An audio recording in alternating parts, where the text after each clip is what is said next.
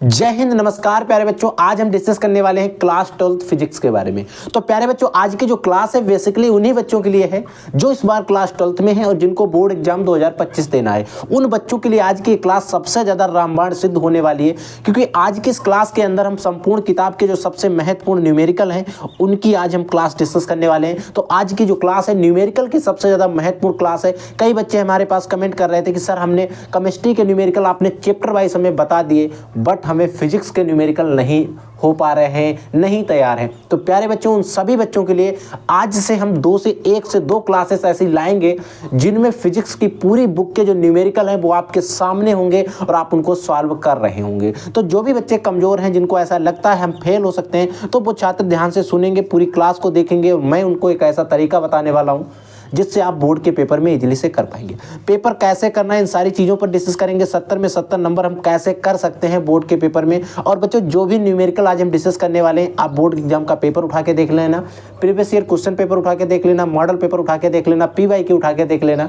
एक क्वेश्चन वहाँ पर आपको देखने को मिलेंगे। तो इसीलिए क्वेश्चन जो भी मैं आज आपको बताने वाला हूँ सबसे ज़्यादा इंपॉर्टेंट है और आज ये क्लास जो है आपके लिए सबसे ज़्यादा रामबाण सिद्ध होने वाली है। तो प्यारे बच्चों, हमने फिजिक्स के न्यूमेरिकल को करने का एक नया तरीका ढूंढा हुआ है। हम लोग फिजिक्स के न्यूमेरिकल को केमिस्ट्री की तरह नहीं पढ़ेंगे। फिजिक्स के न्यूमेरिकल को हम पढ़ने का नया तरीका है हमारा कि सबसे पहले हम 1 मार्क्स के, देखो फिजिक्स में जो न्यूमेरिकल आते हैं 1 नंबर वाले भी आते हैं, 1 मार्क्स के भी आते हैं, और वो न्यूमेरिकल आपके 2 मार्क्स के भी आते हैं, न्यूमेरिकल आपके 3 मार्क्स के भी आते हैं, न्यूमेरिकल आपके केमिस्ट्री के अंदर 4 मार्क्स के भी आते हैं। तो बच्चों, जो 1 मार्क्स वाले न्यूमेरिकल, इसमें लगभग आपको 40 न्यूमेरिकल बताए जाएंगे। इसमें भी 30 to 40 न्यूमेरिकल बताए जाएंगे आपको 2 मार्क्स वाले में। 3 मार्क्स वाले में आपको 20 to 30 न्यूमेरिकल बताए जाएंगे, और इसमें आपको 20 to 30 इसमें भी बता दिए जाएंगे। मैं कहता हूं अगर आपने इतने न्यूमेरिकल पढ़ लिए तो मैं कहता हूं न्यूमेरिकल में 110% गारंटेड रहता है कि आपको हो सकता है बोर्ड के पेपर में यहीं से न्यूमेरिकल आ जाए। तो प्यारे बच्चों, आज के इस वीडियो के अंदर हम लोग 1 नंबर वाले जो भी न्यूमेरिकल है उनका सफाया करने वाले हैं, उनको पढ़ने वाले हैं। एक लेक्चर लगेगा 2 नंबर के लिए, एक लेक्चर 3 नंबर के लिए, और एक लेक्चर 5 नंबर के लिए। आज के इस वीडियो में जो भी हो जाएगा, इसमें लगभग 40 न्यूमेरिकल हैं। जितने भी आज हो सकता है उतने खींच लेंगे, या तो फिर नहीं, अगर नहीं हो पाएगा, वीडियो ज़्यादा लंबा हो जाएगा तो दूसरा लेक्चर इसके लिए आ जाएगा। तो बट 1 नंबर वाले हैं जो इसमें लगभग 40 न्यूमेरिकल डिस्कस किए जाएंगे, तो इसका लेक्चर आपका छोटा रहने वाला है अगर ज़्यादा लंबा नहीं किया जाएगा। बट आपको लिस्ट लेक्चर जो आपको 2 मार्क्स वाला मिलने वाला है वो काफ़ी ज़्यादा लंबा भी हो सकता है, तो उसमें आपको आदत डालनी पड़ेगी। अब आपको लॉन्ग लेक्चर अपलोड किए जाएंगे ताकि आपकी तैयारी जो है, अब आपके पास टाइम नहीं बचा है तो इतने कम समय में आपको एकदम बेहतरीन कंटेंट कैसे दिया जाए, इन सभी चीज़ों पर फोकस किया जाएगा। और आपको क्लासेस जो हैं हो सकता है लॉन्ग मिल जाए, तो अब आपको मैराथन मिलेगी। तो इसीलिए अब आपको थोड़ा अच्छे से प्रिपरेशन करना है, मोबाइल में डाटा वगैरह बना के रखना है। अब इसको इंस्टाग्राम, फेसबुक वगैरह इन जगहों पर अपने डाटा को खर्च नहीं करना, ठीक है। देखो बच्चों, न्यूमेरिकल नंबर फर्स्ट है और सारे न्यूमेरिकल आपके लिए इंपॉर्टेंट है, ध्यान से देखेंगे। देखो न्यूमेरिकल कह रहा है En 7 N 14, यानी कि नाइट्रोजन का परमाणु क्रमांक 7 होता है, द्रव्यमान संख्या 14 होती है। नाभिक पर इतने कूलाम में कितने आवेश होंगे? तो देखो, अगर हम बात करें, यानी कि जो नाइट्रोजन है इसका नाभिक है, उस नाभिक पर कूलाम में आपका जो आवेश निकालना है वो कूलाम में आवेश की गणना करना है। देखो, माइक्रो कूलाम भी होता है, कूलाम भी होता है। तो यहाँ पर कह रहा है कि N 7 N 14 में के नाभिक जो है, इस नाभिक पर कूलाम में आवेश की गणना करना है। 1 नंबर में ऑब्जेक्टिव भी आ सकता है, अति लघुत्तरी में भी पूछा जा सकता है। ध्यान से सुनो, यहाँ पर नाइट्रोजन दिया गया, ठीक है। अगर बच्चों इस क्वेश्चन को सॉल्व करेंगे, जब हल करेंगे, ठीक है, तो नाइट्रोजन जो है इसमें प्रोटॉनों की संख्या कितनी है? नाभिक में जो नाइट्रोजन है इसमें प्रोटॉनों की संख्या कितनी होती है बताओ?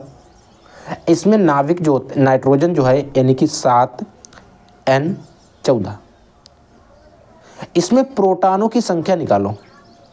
प्रोटॉनों की संख्या, नंबर ऑफ प्रोटॉन्स, प्रोटॉनों की संख्या। तो बच्चों, प्रोटॉनों की जो संख्या होती है, प्रोटॉनों की संख्या इक्वल टू होता है परमाणु क्रमांक। परमाणु क्रमांक यानी कि जो परमाणु क्रमांक होता है वही प्रोटॉनों की संख्या होती है। तो यहाँ पर प्रोटॉनों की संख्या यानी कि नंबर ऑफ n जो है वो कितना हो जाएगा, 7 हो जाएगा, सॉरी 7, क्योंकि जो परमाणु क्रमांक ए होता है, द्रव्यमान संख्या ये होती है। परमाणु क्रमांक जो है जिसको हम लोग जेड से प्रदर्शित करते हैं, जेड ये होता है, द्रव्यमान संख्या को ए से प्रदर्शित करते हैं, ए ऊपर वाला होता है। तो इसमें परमाणु क्रमांक कितना है, 7 है। तो परमाणु क्रमांक प्रोटॉनों की संख्या होती है इक्वल टू परमाणु क्रमांक, यानी कि जितना परमाणु क्रमांक रहेगा उतने ही प्रोटॉनों की संख्या रहेगी। ठीक है, समझ में आ गया। अब लिखो, अतः नाभिक पर आवेश, अतः जो नाभिक है इस नाभिक पर उपस्थित आवेश,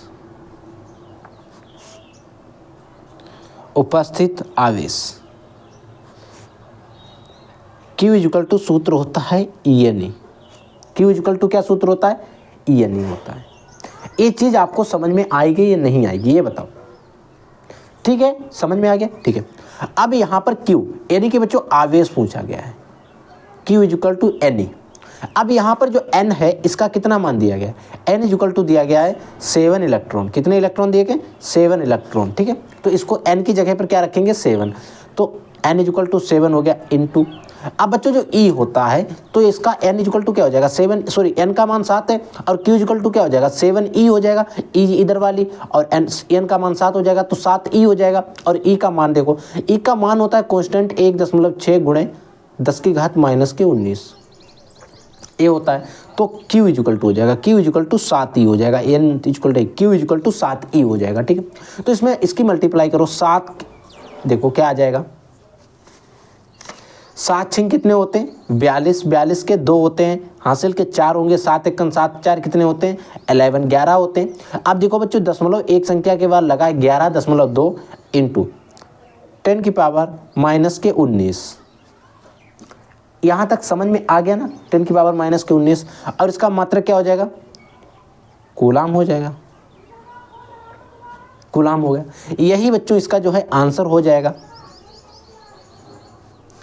इसका क्या हो जाएगा, राइट आंसर हो जाएगा। बट अगर इसको थोड़ा और अच्छे से सॉल्व करें, थोड़ा और आगे तक सॉल्व करें, तो ये जो दशमलव यहाँ पर है इसको एक संख्या के बाद लाते हैं, तो Q इक्वल टू क्या हो जाएगा 1.12। अगर ऐसा लिखते हैं तब 10 की पावर कितनी हो जाएगी बताओ, 10 की पावर एक संख्या इधर से इधर जब ले जाते हैं तो प्लस में घात काउंट करते हैं, तो प्लस में एक घात काउंट होगी तो क्या हो जाएगा 18 बचेंगे, 19 के माइनस के हैं तो इतने कूलाम हो जाएगा। तो ए भी मान आपका राइट है, चाहे ए लिख लें, क्योंकि एक मैंने इसलिए बता दिया, कभी कभी ऑब्जेक्टिव में आपको ए मान दे सकता है, तब आप कहेंगे सर ये मान कैसे आया। तो बच्चों याद रख लेना, अगर मान लो ये देखो, आप ये मत कहना सर यहाँ पर 0 का कोई वैल्यू नहीं, मान लीजिए सपोज डेट दशमलव यहाँ पर लगा हुआ है और एक संख्या में दशमलव यहाँ पर लगा हुआ है। अब 0 है तो कोई प्रॉब्लम नहीं है, कोई संख्या भी हो सकती है, ठीक है। अब इस 0 के आगे इतनी संख्या है, मान लो सॉरी यहाँ पर कोई संख्या नहीं है, इसके आगे कोई संख्या नहीं, दशमलव यहाँ पर लगा हुआ है। अगर बच्चों इस दशमलव को हम इधर ले जाएंगे, मान लो हमें चाहिए 2 संख्या के बाद दशमलव इधर चाहिए यहाँ पे, तो जब हम इधर ले जाएंगे तो जो घाते काउंट करेंगे वो प्लस में काउंट करेंगे, तो कितने 0 के आगे बढ़ाया 1 2 3 संख्या के बाद, तो प्लस में 3 हो जाएगा। अब मान लो कि ये दशमलव जो है ए वाला दशमलव, इस दशमलव को हमें यहाँ से यहाँ लाना है, यानी कि आगे से पीछे लाना है। जब बच्चों हम आगे से पीछे दशमलव लाते हैं, यहाँ लाएंगे तो इसमें घाते किस में काउंट होंगी, माइनस में, और कितनी काउंट होगी 1 2 घाते काउंट हो जाएंगी। लो ऐसे में याद रख लेना है। तो आगे जब हमने बढ़ाया तो एक दशमलव संख्या आगे बढ़ा तो एक घात प्लस में काउंट हुई, और प्लस में 1 थी। अगर आपके आप पर किसी के 19 रुपये उधार थे और आपने 1 रुपये उसका वापस कर दिया तो 18 रुपये ही बचे। इस तरीके से हमें सॉल्व करना है, इंपॉर्टेंट न्यूमेरिकल है, ध्यान रखना है, ठीक है। अगला देखो, एक अल्फा कण, अल्फा कण किसका नाभिक होता है बच्चों, हीलियम का नाभिक होता है अल्फा कण।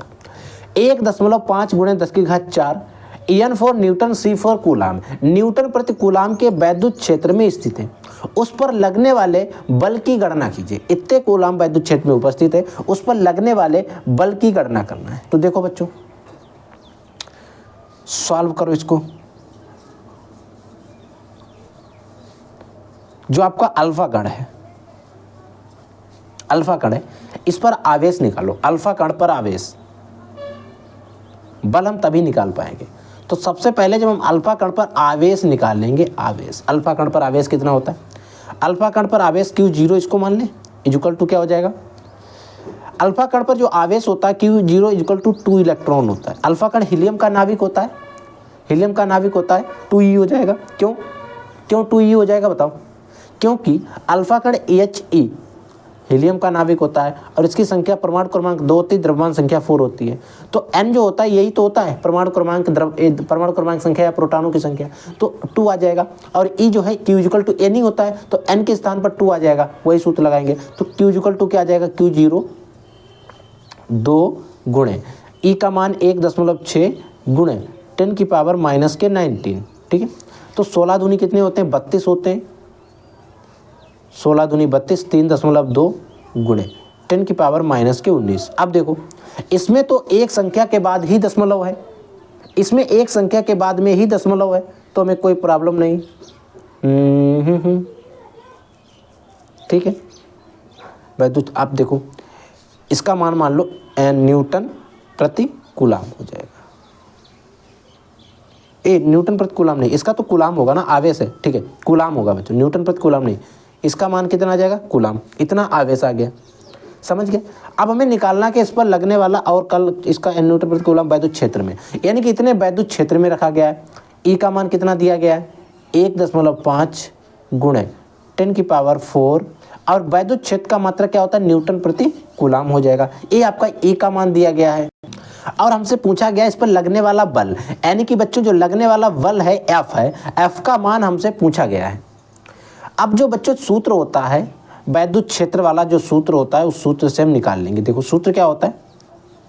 सूत्र होता है E equal to F upon में Q0, ये सूत्र होता है। बट हमसे यहाँ पर पूछा क्या गया? एफ पूछा गया, तो एफ इक्वल टू क्या हो जाएगा? इसकी त्रिज्या मल्टीप्लाई हो जाएगी, E इंटू में Q0 हो जाएगा, ये सूत्र आपका हो जाएगा। तो बच्चों इसी सूत्र में हमें वैल्यू को रखना है। तो देखो क्या हो जाएगा? F इक्वल टू क्या हो जाएगा? E का मान कितना? 1.5 गुणे 10 की पावर 4 हो जाएगा, इंटू Q0 का मान अभी हम लोगों ने निकाल दिया 3.2 गुणे 10 की पावर माइनस के 19, ये है मान, ठीक। इसको बच्चों सॉल्व करो। देखो F इक्वल टू क्या आ जाएगा?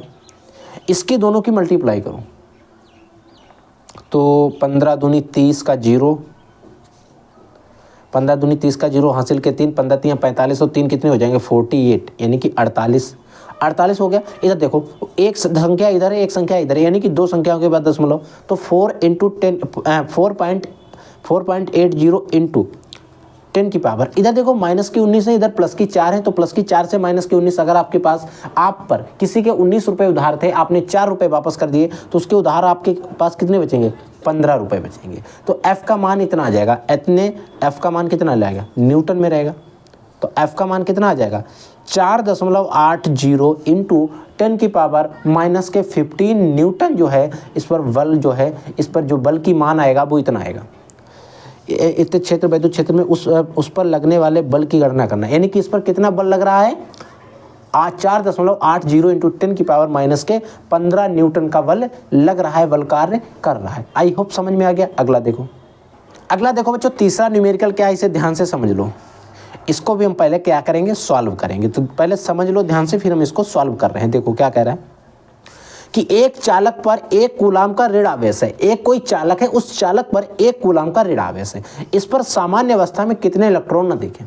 एक चालक है, उस पर 1 कूलाम का ऋण आवेश है, ठीक है। फिर कह रहा है इस चालक पर, इस पर सामान्य अवस्था में कितने इलेक्ट्रॉन न दिखे। इस पर कह रहा है कि कोई एक चालक है, उस पर 1 कूलाम का ऋण आवेश है। कह रहा है कि अगर 1 कूलाम का ऋण आवेश है तो इस चालक पर, इस पर सामान्य अवस्था में कितने इलेक्ट्रॉन अधिक हैं। इस पर सामान्य अवस्था से कितने इलेक्ट्रॉन जो हैं वो ज़्यादा हैं, अधिक हैं। यानी कि बच्चों जो नंबर ऑफ इलेक्ट्रॉन है वो आपको निकालना। देखो यहाँ पर Q का मान दिया गया, कितना आवेश दिया गया बच्चों? Q इक्वल टू कितना दिया गया? 1 कूलाम, C4 कूलाम होता है, ठीक है।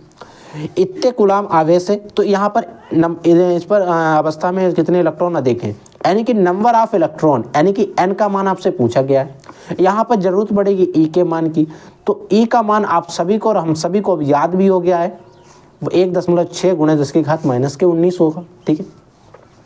सूत्र लगा दो, Q इक्वल टू N ही होता है, और यहाँ पर हमें N चाहिए, तो N इक्वल टू सूत्र क्या हो जाएगा? Q अपॉन में ई हो जाएगा। इस सूत्र से हम इसके मान की जो है गणना कर लेंगे तो देखो क्या आ जाएगा, Q का मान 1 कूलाम है डिवाइड बाई 1.6 गुणे 10 की पावर माइनस के 19। ठीक है, समझ में आ गया। अब देखो यहाँ पर 10 की पावर 19 है, इसको हम ले जाएंगे ऊपर तो क्या हो जाएगा, 10 की पावर 19 हो जाएगा किसका, प्लस का, बटे 1.6, दशमलव हटा देंगे ऊपर एक जीरो बढ़ा देंगे। समझ आ गए। इसको 2 से काट देंगे, 2 पंचे 10 होते हैं और 2 अट्ठे 16 होते हैं। ठीक है, समझ में आ गया। देखो अब इसको देखो, इसमें 5 है, इसके आगे एक जीरो बढ़ा लेंगे और इधर से एक घात कम कर देंगे, 10 की पावर 18 बचेंगे क्योंकि पॉजिटिव में है, बटे आपका 8 हो जाएगा।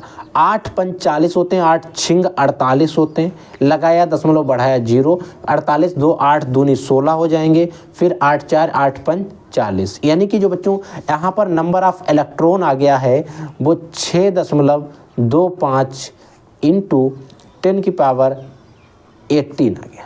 10 की पावर 18 इलेक्ट्रॉन जो हैं सामान्य अवस्था से कितने होंगे, ज़्यादा होंगे, अधिक होंगे, इतने इलेक्ट्रॉन।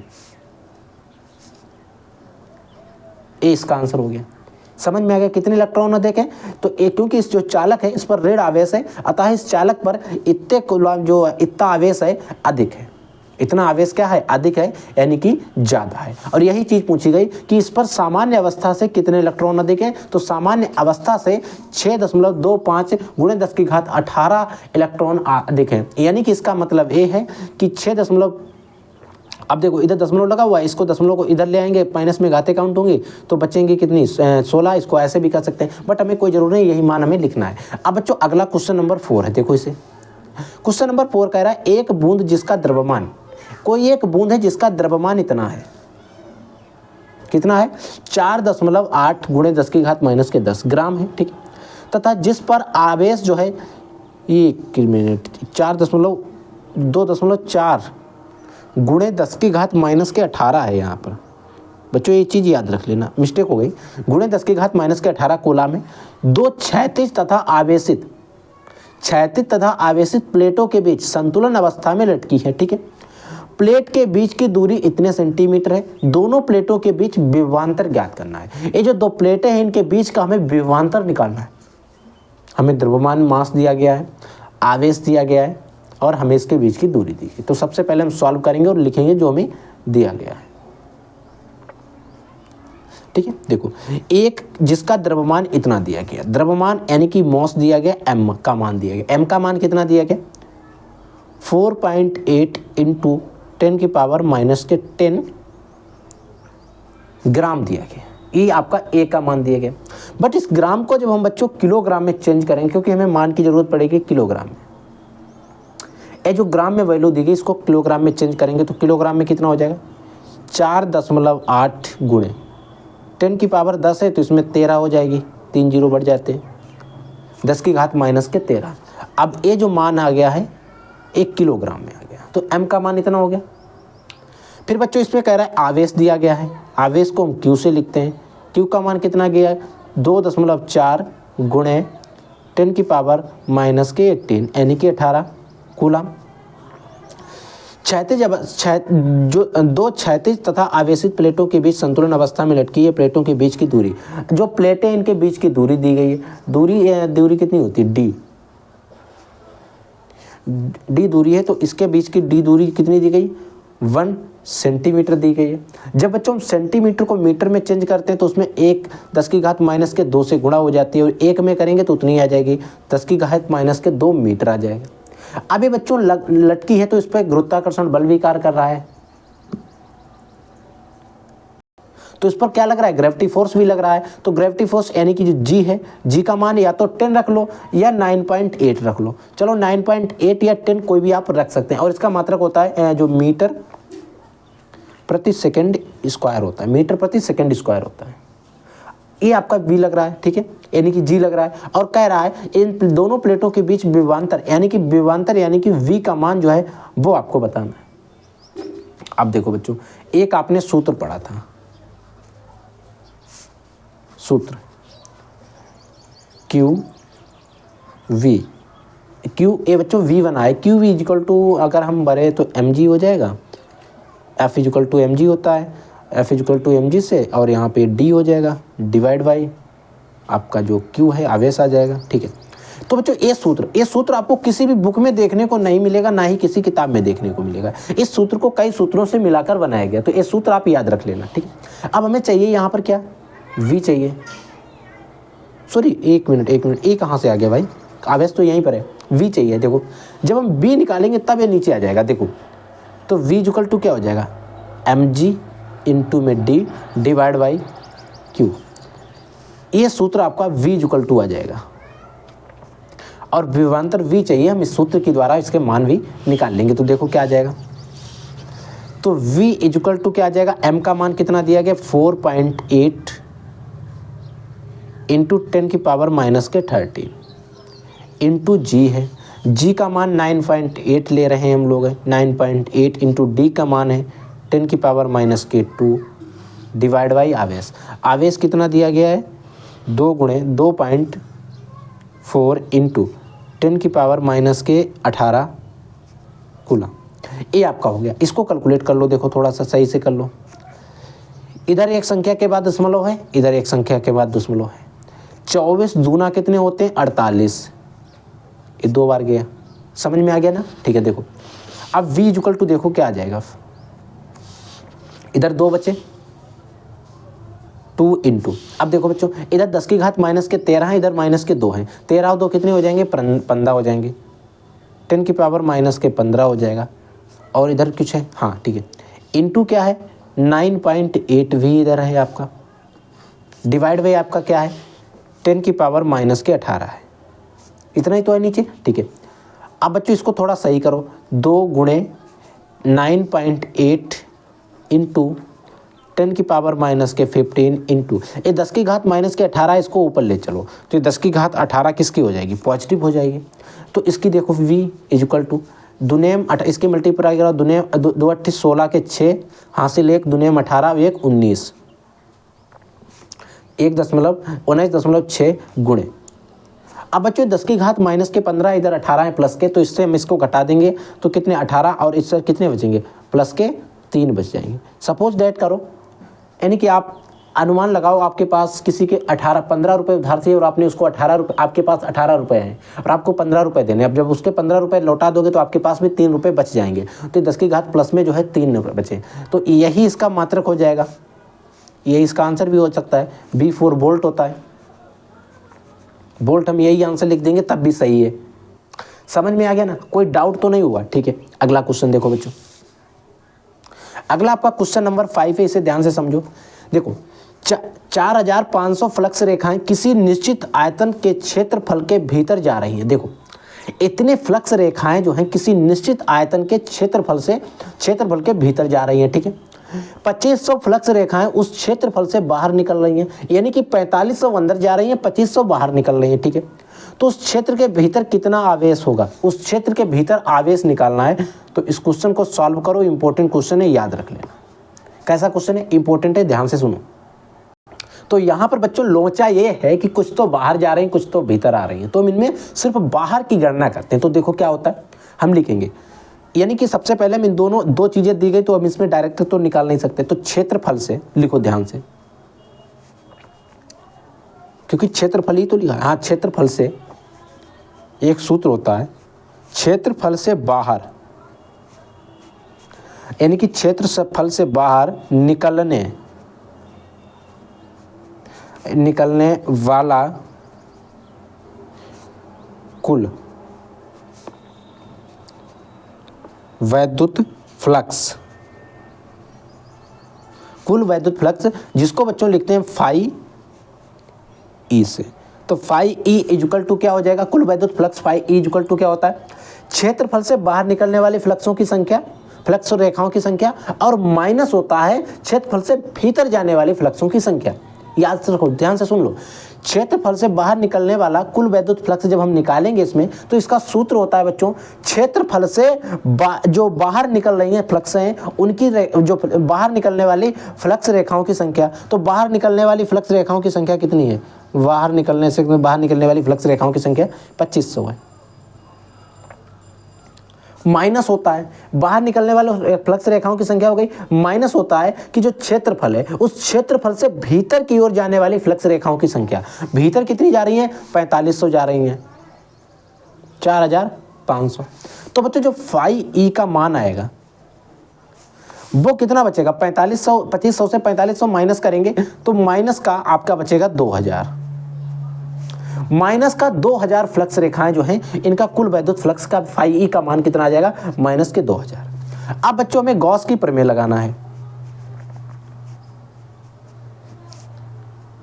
गॉस की प्रमेय या गॉस प्रमेय, जो गॉस की प्रमेय है जिसको फाई ई से प्रदर्शित करते हैं वो क्या होता है? जो गुजरने वाला कुल वैद्युत फ्लक्स होता है उसका एफ 1/ε0 गुना होता है, यानी कि ए होता है। इस तरीके से आपने सूत्र देखा होगा, ठीक है। अब हमें यहाँ पर चाहिए क्या? बाहर निकलने के भीतर कितना आवेश है, यानी कि क्यू का मान चाहिए। तो इसको हम थोड़ा सही करके जब लिखते हैं तो फाई ई इक्वल टू क्या हो जाएगा? क्यू अपॉन में ε0 हो जाएगा। तो अगर हमें आवेश चाहिए तो इसके बट्टे 1 मान के तिरछा गुणा कराएंगे तो क्यू इक्वल टू क्या हो जाएगा? फाई ई इंटू में आपका ε0 आ जाएगा। यही तो आएगा ना, इसमें तो कोई प्रॉब्लम नहीं होना चाहिए आप लोगों को, ठीक है। देखो अब Q equal to phi E का मान कितना है? माइनस के 2000, ए लिख लिया, इंटू में ε0 इसका मान जो होता है कांस्टेंट होता है 1.85 गुणे 10 की घात माइनस के 12 हो जाएगा। इस चीज को समझ रहे हैं या नहीं समझ रहे हैं आप, ये बताओ। यहां तक आपको समझ में आ जाना चाहिए, किसी भी प्रकार का कोई डाउट नहीं होना चाहिए। यहां तक हमने कोई कैलकुलेशन नहीं की है, सिर्फ वैल्यू जो है उसको पुट किया है। समझ गए ना? देखो इधर बच्चों जो 10 की घात है 3 जीरो लगे हुए हैं, तो इसमें हम 3 घातें माइनस की हटा देंगे तो कितनी बचेंगी? 9 3 12 होते हैं, ठीक है। तो अब इसकी मल्टीप्लाई करो, देखो क्यू इक्वल टू क्या हो जाएगा? 2 पंचे 10 का 0, 2 8 कितना होता है? 16 और 1 17 के साथ 2 8 16 और 1 17, 0.12 संख्या के बाद इधर आ जाएगा और माइनस में वैल्यू इंटू 10 की पावर माइनस के 9, ये बचेगा। इतना आवेश क्यू का मान इतना बचेगा। यहां तक आपको समझ में आ रहा है या नहीं बताओ? प्लीज बच्चों, आपको हर एक चीज समझनी चाहिए। तो बच्चों अगर हम चाहें तो यही लिख सकते हैं, या फिर हम चाहें थोड़ा ये जो दशमलव यहां पर लगा इसको थोड़ा और आगे बढ़ाओ, यानी कि Q इक्वल टू हम लिख सकते हैं 1.770 गुणे 10 की घात माइनस के, कितने लिखेंगे बताओ? इधर हमने बढ़ाया तो प्लस में घात काउंट होती है, तो इसमें माइनस की 7 8 9 थी, एक और घम हो जाएगी, यानी कि माइनस के 8 कूलाम आवेश जो है, इतना आंसर इसका जो है वो आ जाएगा। तो बच्चों ये आपका राइट आंसर हो गया, यही आपका आंसर जो है बिल्कुल राइट है, क्योंकि इससे ज़्यादा इसका आंसर जो हम सरल नहीं कर सकते हैं, ना ही बोर्ड के पेपर में करने को आएगा, ठीक है। समझ में आ गया ना? तो यहाँ पर इस क्षेत्रफल से भीतर कितना आवेश है, तो जो कुल आवेश हमसे पूछा गया था, इसके भीतर आवेश कितना था जिसका मान हमसे पूछा गया था, वो आ गया कितना इसके आवेश है? 1.770 गुणे 10 की घात माइनस के 8 कूलाम आवेश इसके भीतर है, ठीक है। अगला क्वेश्चन देखो, अगला क्वेश्चन नंबर 6। यदि किसी 8 कूलाम भुजा वाले एक घन के केंद्र पर 1 कूलाम आवेश रखा जाए तो घन के किसी फलक के बाहर आने वाले फ्लक्स की गणना करना। ये देखो थोड़ा एक तरीके से घुमा रहा है आपको। तो देखो बच्चों, यानी कह रहा है कि यदि किसी 8 सेंटीमीटर भुजा वाले एक घन के केंद्र पर 1 कूलाम आवेश रखा है, ठीक है।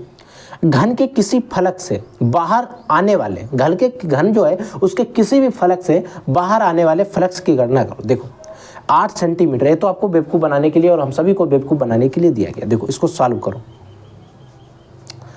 8 सेंटीमीटर का कोई यहाँ पे काम ही नहीं है। देखो आपका जो घन होता है, घन में कितने फलक होते हैं? यहाँ पर फलक कह रहा है किसी फलक से बाहर आने वाले फ्लक्स की गणना करना ना। तो घन जो होता है बच्चों, इसमें कितने फलक होते हैं बताओ? तो जो घन होता है बच्चों, इसमें कितने फलक होते हैं? 6 फलक होते हैं।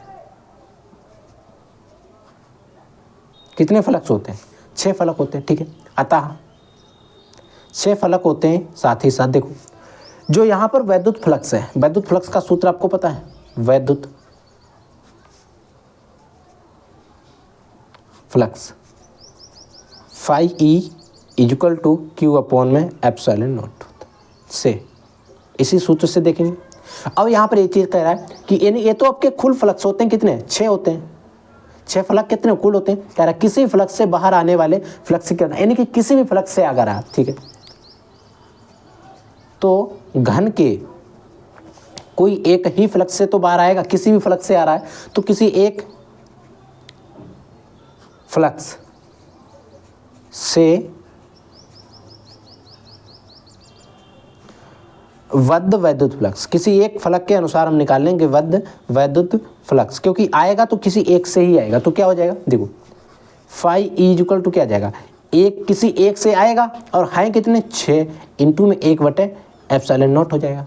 अब इसको जब थोड़ा इसकी ऊपर ऊपर की मल्टीप्लाई नीचे नीचे की मल्टीप्लाई, तो फाई ई इक्वल टू क्या हो जाएगा 1/6 इंटू ε0 हो जाएगा।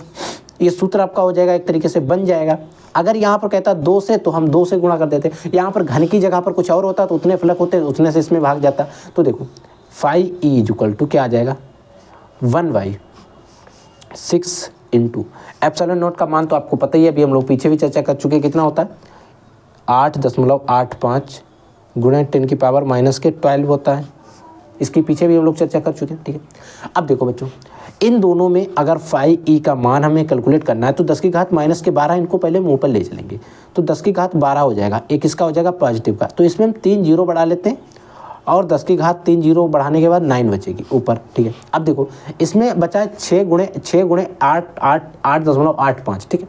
इसमें 8 5 जो है इसकी मल्टीप्लाई कराना हमें, देखो इसकी मल्टीप्लाई कराएंगे तो कितना आ जाएगा 6 पंचे कितने होते हैं 30 होते हैं, 30 का जीरो हासिल लगे 3, 6 8 48 होते हैं, 48 और 3 51 हो जाते हैं, 51 का 1 हो जाएगा हासिल के 5 बचेंगे, 8 6 48 और 5 48 49 50 51 52 53 हो जाएंगे 53, ये हो गया। 0.12 संख्या के बाद 0.2 संख्या के बाद हो जाएगा, ठीक है। यानी कि बच्चों आपका जो आ जाएगा 1000 गुणे 10 की घात 9 बटे 53.10, ये आगे समझो। दशमलव इधर लगाया तो ये 0.2 संख्या के बाद है तो 2 जीरो ऊपर बढ़ा लेंगे हम लोग, ठीक है। तो ऊपर क्या आ जाएगा देखो 1 2 3 4, 3 जीरो पहले थे 2 5 हो जाएंगे, बटे आपका क्या आ जाएगा 5310 गुणे 10 की घात 9, ठीक है। तो प्यारे बच्चों आप क्या करेंगे, देखो ये आपका अभी हम यहाँ पर भाग करेंगे तो प्रॉब्लम होगी और टाइम भी लग जाएगा, ठीक है। पूरा भाग करना पड़ेगा, सूत्र बनाना पड़ेगा। तो बच्चों इसका आप भाग कर लेना, इसका आप इससे क्या करना भाग कर देना और आपकी जो वैल्यू आ जाएगी उसको आप थोड़ा सही करके लिख लेना, जो भी आंसर आता है वो आप लिख लेंगे, राइट आंसर हो जाएगा, ठीक है। समझ गए इस चीज़ को। तो बच्चों इसका भाग करके आप आंसर लिख लेना, करने का तरीका सेम है, सेम चीज़ है। इससे आप इसको भाग करना और चाहे तो एक संख्या के बाद दशमलव आएगा, 2 संख्या के दशमलव आएगा तो आप उसी के अकॉर्डिंग इसकी घात को मेंशन करके आप सही से लिख सकते हैं। बट मैं आपको क्या है इसका मात्रक बता देता हूँ। इसका मात्रक हो जाएगा वैद्युत फ्लक्स से न्यूटन मीटर होता है, न्यूटन मीटर स्क्वायर प्रति कूलाम होता है, न्यूटन मीटर स्क्वायर प्रति कूलाम होता है वैद्युत फ्लक्स का मात्रक। तो आप इसको लिख लेंगे, इसका आंसर जो है बच्चों आप प्लीज़ कैलकुलेट कर लेंगे और वीडियो के कमेंट सेक्शन में कमेंट कर देना, मैं बता दूंगा इसका आंसर आपने जो कमेंट किया है वो राइट है या रॉन्ग है, ठीक है। इस चीज़ को आपको समझ लेना। अगला क्वेश्चन देखो, तो देखिए बच्चों 7वां क्वेश्चन क्या है, ध्यान से समझना है इसको। 1 फैरेड विद्युत धारिता वाले गोली चालक की त्रिज्या ज्ञात कीजिए। 1 फैरेड विद्युत धारिता वाला अगर कोई गोलीय चालक है तो उस गोलीय चालक की आपको त्रिज्या जो है वो ज्ञात करनी है। यहाँ पर सिर्फ धारिता जो दी गई वो 1 फैरेड दी गई है, सिर्फ धारिता दी गई है और यहाँ पर गोलीय चालक की त्रिज्या आपको निकालनी है, त्रिज्या आपको ज्ञात करनी है। तो देखो बच्चों अगर हम सॉल्व करें और जो चीज हमें दी गई है वो नोट करें, तो हमें दिया गया C = 1 फैरेड, F4 होता है फैरेड। तो धारिता कितनी दी गई 1 फैरेड दी गई और यहाँ पर गोलीय चालक की त्रिज्या, और इस गोलीय चालक की त्रिज्या को बच्चों हम लोग A से डिनोट करते हैं, A से प्रदर्शित करते हैं, A = क्वेश्चन मार्क हो जाएगा। अब बच्चों आपने किसी भी गोलीय चालक के लिए सूत्र के बारे में पढ़ा है या नहीं पढ़ा है, आप सभी को सूत्र याद है या नहीं याद है बताओ। तो बच्चों नहीं याद है याद कर लो।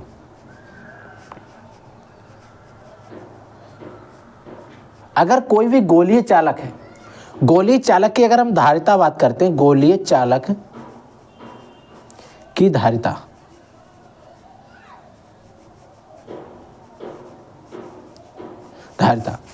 ये होता है C और गोलीय चालक की धारिता C = एक सूत्र होता है कि 4 पाई एप्सिलॉन नॉट इनटू में ए होता है।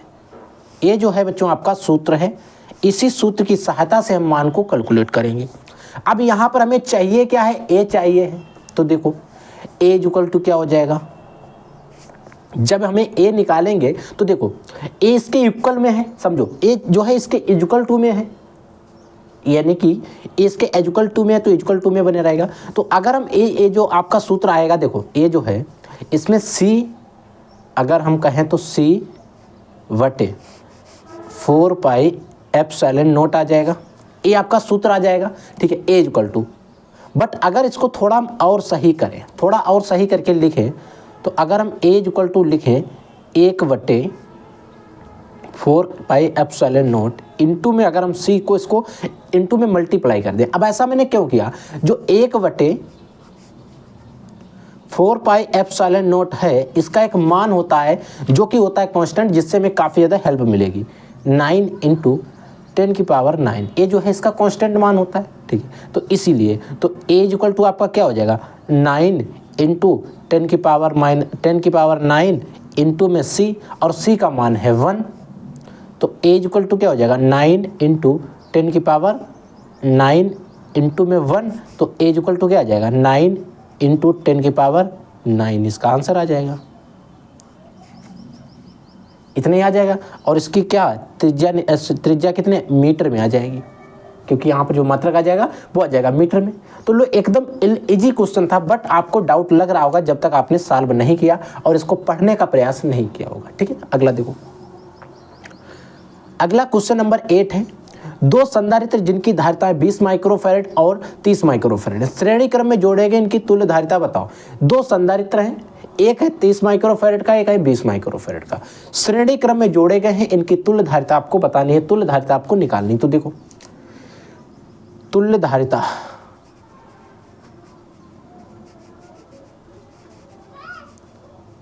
श्रेणी क्रम में सूत्र क्या होता है, 1/c इक्वल टू हो जाएगा 1/c1 प्लस 1/c2, ये सूत्र आपका हो जाएगा तुल्य धारिता का, श्रेणी क्रम में जुड़े हुए। अगर आप ये सूत्र नहीं लगाना चाहते हैं, ये सूत्र आप नहीं लगाना चाहते हैं, तो दूसरा सूत्र अगर आप इससे भी वैल्यू निकालेंगे तब भी सेम आएगी, होता है c1 c2 divide by c1 plus c2। चाहे तो आप इस सूत्र की सहायता से भी कैलकुलेट कर सकते हैं, सेम आंसर आएगा, चाहे इससे कैलकुलेट करो चाहे इससे कैलकुलेट करो, आंसर सेम आएगा। इससे थोड़ा ज़्यादा मेहनत करनी रहती है, ज़्यादा टाइम लग जाता है, इससे थोड़ा कम लगता है, बट हम बता आपको दोनों देते। कई ऐसे बच्चे जिनको इस सूत्र से प्रैक्टिस हो गई होगी तो वो इसी सूत्र से कम टाइम में कर देंगे, और कुछ बच्चे हैं जिनको इस सूत्र से प्रैक्टिस है। तो देखो जिससे भी प्रैक्टिस आपको है और नहीं है, तो मैं कहता हूँ अगर आपको प्रैक्टिस करनी तो इस सूत्र से करो। देखो c1 का मान कितना है 20 माइक्रोफैरड इंटू c2 का मान कितना है 30 microfarad divide by 20 microfarad plus 30 microfarad. देखो इसकी जब आप मल्टीप्लाई करेंगे 3 दूनी 6 हो जाएंगे, 2 0 हो जाएंगे, 600 बटे आपका 30 20 कितने होते हैं 50 होते हैं।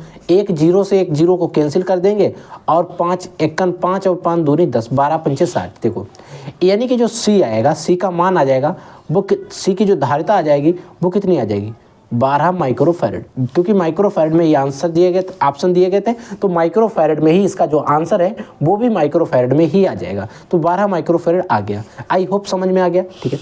अब बच्चों कई बच्चों को अगर इस क्वेश्चन से प्रैक्टिस है, इस वाले सूत्र से प्रैक्टिस है, तो देख लो 1/c इक्वल टू क्या आ जाएगा, देखो 1/c1 होता है प्लस 1/c2 होता है, सूत्र है आपका, ठीक है।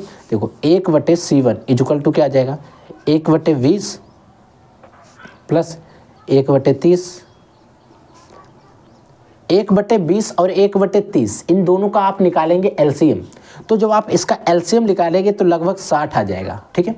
अब इसकी मल्टीप्लाई करो, 20 तिहाई कितने होते हैं 60 होते हैं, तो इधर 3 हो जाएगा, 30 दूनी 60 हो जाते हैं, 5 आ जाएगा। तो देखो 1/c इक्वल टू 3 2 5/60, 5 एकन 5 5 12 पंचे 60, ठीक है। यानी कि 1/c इक्वल टू क्या आ गया 1/12 आ गया, इसकी गुणा इसके साथ, इसकी इसके साथ, यानी कि c इक्वल टू 12 माइक्रोफैरड। देखो इसका भी 12 माइक्रोफैरड, इसका भी 12 माइक्रोफैरड। कोई डाउट, कोई क्वेश्चन, चाहे आप इस सूत्र से करो चाहे इस सूत्र से करो, सेम आएगा। बट इसमें थोड़ा ज़्यादा एलसीएम वगैरह लेना रहता है, इसमें सिर्फ मल्टीप्लाई करो, जोड़ करो, भाग कर दो, इसमें थोड़ा कम होता है। तो आपको जो सही लगता है, जो आपको सूत्र इजी लगता है, जिससे आप इजी कर पाएँ, जल्दी से कर पाएँ, क्वेश्चन जल्दी सॉल्व कर पाएँ, आप उस सूत्र का प्रयोग करें। ठीक है बच्चों, अगला क्वेश्चन देखो। अगला क्वेश्चन नंबर 9 है बच्चों, इसको भी ध्यान से समझेंगे, ध्यान से पढ़ेंगे, इंपॉर्टेंट क्वेश्चन है। देखो 10 पिको फैरेड का एक संधारित्र, 10 पिको फैरेड का एक संधारित्र जो है 50 वोल्ट की बैटरी से जुड़ा हुआ है। 10 पिको फैरेड का एक संधारित्र जो है वो 50 वोल्ट की बैटरी से जुड़ा हुआ है। संधारित्र में कितने स्थिर वैद्युत ऊर्जा संचित है? कितने नहीं बच्चों, कितनी होना चाहिए, कितनी स्थिर वैद्युत ऊर्जा संचित है। यानी कि एक संधारित्र है, एक 10 पिको फैरेड का संधारित्र है, 50 वोल्ट की बैटरी से जुड़ा हुआ है। उस संधारित्र में कितनी स्थिर ऊर्जा जो है वो संचित है, स्थिर वैद्युत ऊर्जा जो है वो संचित है। तो देखो इस क्वेश्चन को हम सॉल्व कर रहे हैं या फिर हिंदी में आप हल कर रहे हैं। गिवन का हिंदी में मतलब होता है दिया गया है। क्या क्या दिया गया समझो ध्यान से। 10 पिको फैरेड का एक संधारित्र, यानी कि बच्चों संधारित्र सी का मान कितना दिया गया? 10 pico farad, PF pico farad, PF दिया गया, पिको फैरेड दिया गया, सी का मान। और बच्चों इस पिको फैरेड से हम फैरेड में चेंज करेंगे इसको, तो 10 इंटू 10 की पावर 12 हो जाएगी। ये आपका हो जाएगा पिको फैरेड से फैरेड में। जब माइक्रो फैरेड में भी हम चेंज करते हैं, माइक्रो फैरेड में दिया होता है तो माइक्रो फैरेड में चेंज करते हैं, क्योंकि यहाँ पर स्थिर संचित ऊर्जा निकालनी, स्थिर संचित वैद्युत ऊर्जा की गणना करना है तो हमें जरूरत पड़ेगी। और यहाँ पर वोल्टेज कितना दिया गया है? वो आपको दिया गया है 50 वोल्ट। 50 वोल्ट की बैटरी से इसको जोड़ा गया है। अगर बच्चों संधारित्र है उसमें संचित स्थिर वैद्युत ऊर्जा का सूत्र आपको पता है तो याद होना चाहिए। संधारित्र में संचित स्थिर वैद्युत ऊर्जा, इसका सूत्र स्थिर वैद्युत ऊर्जा का क्या होगा? 1/U=1/C और CV स्क्वायर होता है, हाँ 1/2 CV स्क्वायर होता है। ठीक है, ये सूत्र होता है, इसी सूत्र में मान रखेंगे। और स्थिर संचित वैद्युत ऊर्जा U, यानी कि U ही हमसे पूछा गया, सूत्र क्या हो जाएगा? देखो 1/2 रहेगा इंटू C का मान कितना है बच्चों? 10 इंटू 10 की पावर -12 हो जाएगा इंटू V का स्क्वायर, यानी कि 50 वोल्ट दिया गया, इसका स्क्वायर, यानी कि स्क्वायर का मतलब इस पर 2 बार से गुणा करा दो, 2 बार लिख दो। ठीक, देखो इसको अगर हम काटते नहीं, पहले हम गुणा कर लेते हैं, देखो क्योंकि काट देंगे फिर हमें प्रॉब्लम हो जाएगी। देखो ये है 10 इंटू 10 की पावर -12 है इंटू 55 कितने होते हैं? 25 होते हैं और 2 0, 2500 बटे आपका 2 है। अगर हम इसको इससे काट दें 2 पंचे 10 हो जाएगा। ठीक है, देखो क्या आ जाएगा? U = 5 गुणे 2500 गुणे आपका 10 की पावर -12 है। इसको मल्टीप्लाई करो, देखो 5 0 0 5 0 0, 25 के 5 हासिल लगे 2, 5 दूनी 10 और 2 12, ये आ गया 12,500 गुणे 10 की पावर -12। यानी कि बच्चों अब देखो इसमें दशमलव नहीं दिखाई दे रहा है, कहाँ पर है? हमें दशमलव दिखाई नहीं दे रहा, कहाँ पर है बताओ? आपको अगर दिखाई दे रहा हो तो आप बता देना, नहीं दिखाई दे रहा, इसका मतलब दशमलव यहाँ पर है। इस दशमलव को हम यहाँ लाएंगे 1 और 2 के बीच में, कितनी संख्या? 1 2 3 4 संख्याओं के बाद, तो U का मान कितना आएगा? 1.25 गुणे, अब देखो इधर हम बढ़ा रहे हैं तो प्लस में घाते काउंट होंगी। अगर आपके ऊपर किसी के 12 रुपए उधार थे और आपने कहा भैया ये 4 रुपए ले लो, तो आपके पास कितना उधार ही बचेगा? 8 रुपए। इतनी उधारी तो बचेगी नहीं बचेगी? ठीक है, तो 1.25 गुणे 10 की घात -8 जूल संचित ऊर्जा का मान, संचित वैद्युत ऊर्जा जो होगी वो इतनी वैद्युत ऊर्जा संचित होगी, उसका मान जो है इतना आ जाएगा। आई होप आपको समझ में आ गया होगा, एकदम छोटा सा न्यूमेरिकल था बट आपके लिए इंपॉर्टेंट था, समझ में आ गया? ठीक है, अगला देखो। अगला एक क्वेश्चन नंबर 10 है। एक 10 माइक्रोफैराड के संधारित्र का विभवांतर 100 वोल्ट से 220 वोल्ट कर देने पर उसकी ऊर्जा में वृद्धि की गणना करना, इसकी ऊर्जा में जो वृद्धि हो रही है उसकी गणना कीजिए। न्यूमेरिकल ये भी इंपॉर्टेंट है, ध्यान से समझ लो। देखो सॉल्व कर रहे हैं, सॉल्व। गिवन में क्या क्या दिया गया, एक 10 माइक्रोफैराड के संधारित्र का विभवांतर, 10 माइक्रोफैराड का संधारित्र, यानी कि सी का मान दिया गया है 10 म्यू एफ। देखो बच्चों, जब पिको फैराड को फैराड में चेंज करते हैं 10 की घात -12 से गुणा करते हैं, जब हम माइक्रो फैराड को फैराड में चेंज करते हैं तो 10 की घात -6 से गुणा करते हैं। ये चीज़ आपको याद रख लेना है। तो इसको बच्चों हम लोग फैराड में चेंज करेंगे तो 10 × 10 की पावर -6 फैराड हो जाएगा। ठीक है, अब यहाँ पर विभवांतर 100 वोल्ट से 200 वोल्ट कर देने पर, यानी कि पहले जो था वो 100 वोल्ट था और बाद में जो हुआ है 100 वोल्ट, पहले जो था 100 वोल्ट, बाद में 200 वोल्ट हुआ, यानी कि जो पहले था यानी कि V1 का मान था 100 वोल्ट, 100 वोल्ट। ठीक है, फिर आपका V2 का जो मान आया फिर हो कितना गया है 200 वोल्ट, और इन दोनों को अगर हम निकालेंगे तो डेल्टा V आ जाएगा, डेल्टा V आ जाएगा। नहीं, डेल्टा V कहाँ से आ जाएगा भाई, ये कहाँ से आ गया डेल्टा V? नहीं, देखो ये दो दिए, दो विभवांतर है, एक V1 दिया गया है और एक आपका V2 दिया गया है। समझ गए इस चीज को? और आपसे कह रहा है कि इसकी ऊर्जा में वृद्धि ज्ञात करो, ऊर्जा में वृद्धि यानी कि डेल्टा U आपसे पूछा गया, V नहीं, डेल्टा U जो है वो आपसे पूछा गया है। सूत्र आप सभी को पता ही है क्या होता है, U इक्वल टू होता था 1/2 CV², तो डेल्टा U हो जाएगा बटे 1/2 C। अब वहां पर था V² क्यों था, क्योंकि एक ही वोल्टेज दिया गया था, 50 वोल्ट था, बट यहाँ पर जो वोल्टेज है वो 100 और 202 दिए गए, तो इसका सूत्र हो जाता है C इंटू में V2 का स्क्वायर माइनस V1 का स्क्वायर, V2 का स्क्वायर माइनस में V1 का स्क्वायर, ये सूत्र आपका हो जाएगा। तो देखो यहाँ से डेल्टा U जो है उसे कैलकुलेट करो, देखो 1/2 इंटू C का मान 10 गुणे 10 की घात -6, बड़ा सा ब्रैकेट लगा, V², यानी कि जो आपकी 10 की घात -2 V2 जो है इसका स्क्वायर, यानी कि V2 का स्क्वायर मतलब 200 गुणे 200, ये हो गया V2 का स्क्वायर हो गया। इस चीज़ को समझ रहे, माइनस V1 का स्क्वायर, V1 का मान 100, स्क्वायर का मतलब होता है उसकी 2 बार गुणा कर दो, 100 हो गया। ठीक है, देखो बच्चों पहले हम इसी को कैलकुलेट करते हैं, 2 दूनी 4 और 4 0, 1 2 3 4 माइनस 1 1 1 और 4 0, ये आ गया। अगर इकाई दाई सैकड़ा हजार 10,000, इकाई दाई सैकड़ा हजार 10,000, अगर आपके पास 40,000 था, 10,000 निकाल दिया तो आपके पास कितना बचा, 30,000 बचा। अब 30,000 जो है इसे हम ऐसे भी लिख सकते हैं 3 गुणे 10 की घात 4, जो जीरो इनको घात में काउंट कर लिया, तो इसको हम कैसे लिख सकते हैं, इतना भी लिख सकते हैं। तो देखो बच्चों, तो डेल्टा U इक्वल टू क्या आ गया, 1/2 गुणे 10 गुणे 10 की घात -2 गुणे 3 गुणे 10 की घात 4, ये आ गया, क्योंकि इस B को कैलकुलेट कर लिया इसी में जोड़ दिया। देखो अगर बच्चों हम इसकी डेल्टा U इसको कैलकुलेट करेंगे तो ये आ जाएगा 10 की 1/2 गुणे 3 गुणे 10 की घात -6 हैं और इसकी 4 हैं, तो 10 की घात -2 बचेंगे। इसको काटो, 2 1 2 2 पंचे 2 दूनी 2 1 2 दशमलव 2 पंचे 10, यानी कि डेल्टा U जो बच्चों डेल्टा U आया है 1.5 गुणे 10 की घात -2 आया, 1.5 गुणे 10 की घात -2 आया है, और इसका मात्रा क्या हो जाएगा बच्चों, आपका जूल हो जाएगा। क्या हो जाएगा, जूल हो जाएगा।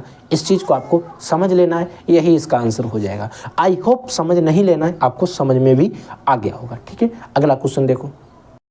देखो बच्चों अगला आपका क्वेश्चन नंबर 11 है, क्वेश्चन नंबर आपका 11 है। देखो हाइड्रोजन परमाणु में इलेक्ट्रॉन नाभिक के चारों ओर, इलेक्ट्रॉन जो है वो नाभिक के चारों ओर प्रति सेकंड 6 गुणे 10 की घात 15 प्रति सेकंड इतने चक्कर लगाता है। ठीक है, यानी कि जो नाभिक है वो हाइड्रोजन परमाणु में इलेक्ट्रॉन नाभिक के चारों ओर इतने प्रति सेकंड की दर से, यानी कि इतनी चाल से चक्कर लगा रहता है। वृत्तीय पथ के किसी भी बिंदु पर धारा का मान क्या होगा? वृत्तीय पथ है, उसके किसी भी बिंदु पर धारा का मान क्या होगा? और इलेक्ट्रॉन पर आवेश जो है वो दिया गया है इतना। सॉल्व करो इसको। इंपॉर्टेंट क्वेश्चन है बोर्ड के पेपर में, 1 नंबर में या फिर 2 नंबर में भी ये क्वेश्चन आपका आ सकता है, बट मैं आपको 1 नंबर में बता रहा हूँ, आ सकता है 2 नंबर में भी। और ये जब बोर्ड का पेपर आएगा ना, उसमें काफ़ी बड़ा आपको दिखाई देगा। इतना बड़ा न्यूमेरिकल कैसे होगा? देखो, हाइड्रोजन परमाणु में इलेक्ट्रॉन नाभिक के चारों ओर प्रति सेकंड इतने चक्कर लगा रहा है। प्रति सेकंड चक्कर कितने लगा रहा है? यानी कि प्रति सेकंड नंबर ऑफ चक्कर, नंबर ऑफ राउंड, यानी कि अगर हम कहें प्रति सेकंड चक्करों की संख्या,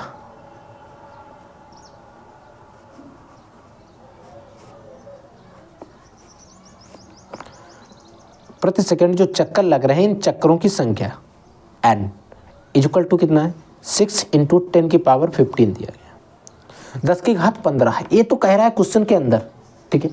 और कह रहा है इलेक्ट्रॉन पर आवेश, यानी कि जो बच्चों ई का मान है वो भी बता दिया गया। वैसे होता इतना ही है, नहीं बताता तब भी हम इतना ही रखते, बट इसने हमसे पहले ही कह दिया है इतने कूलाम आवेश रखना है, ठीक है।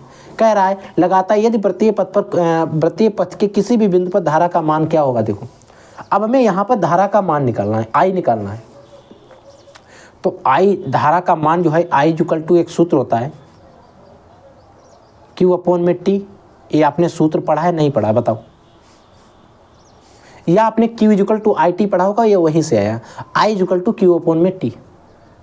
और प्रति सेकंड वृत्तीय पथ के जो वृत्तीय पथ है उसमें किसी भी बिंदु पर प्रवाहित आवेश के लिए आपने एक सूत्र पढ़ा था Q = ANE। एक सूत्र आपने ये भी पढ़ा है, इसको तो अभी हम लोग बार बार पढ़ रहे हैं। तो धारा I = एक सूत्र हो जाएगा क्या?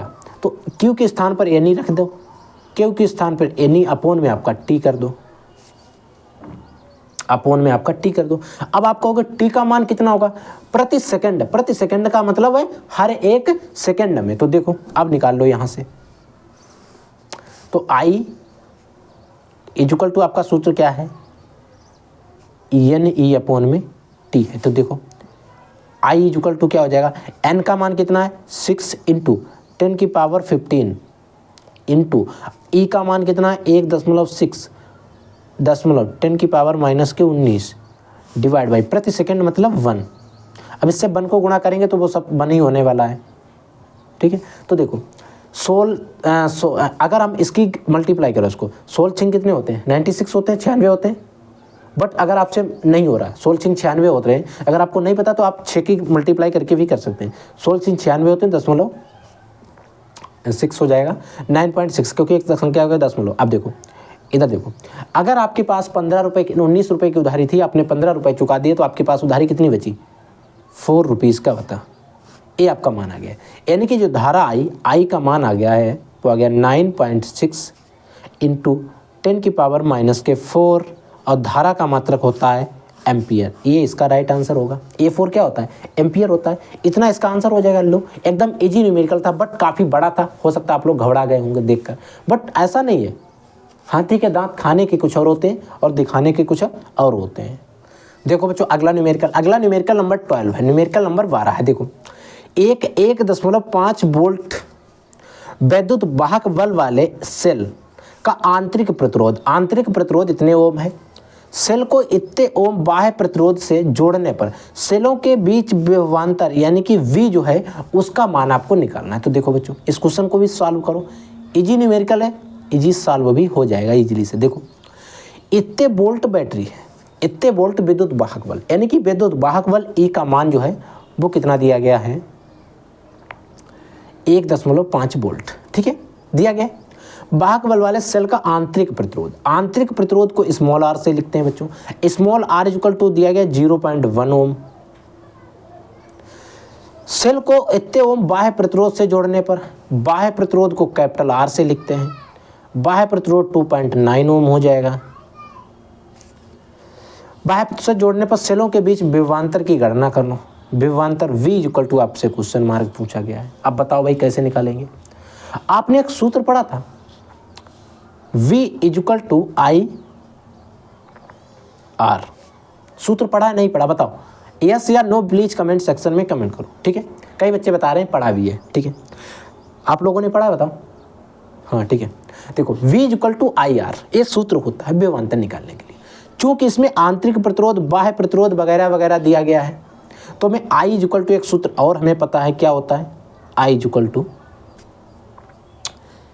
E अपॉन में जो विद्युत वाहक बल होता है कैपिटल R यानी कि बाह्य प्रतिरोध प्लस आपका आंतरिक प्रतिरोध है। एक सूत्र ये वाला भी होता है जो कि हम लोगों ने देखा था कुछ साल पहले, कुछ समय पहले, ताकि हम बोर्ड में इसको सॉल्व करवा पाएँ।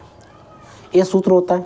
तो बच्चों इस I का मान इसमें हम रख देंगे, तो V इक्वल टू क्या हो जाएगा बताओ, I के स्थान पर रखो V up E upon small r plus capital R into में इसकी मल्टीप्लाई में R भी तो है, बताओ नहीं है, नहीं बताओ है या नहीं है भाई, R है।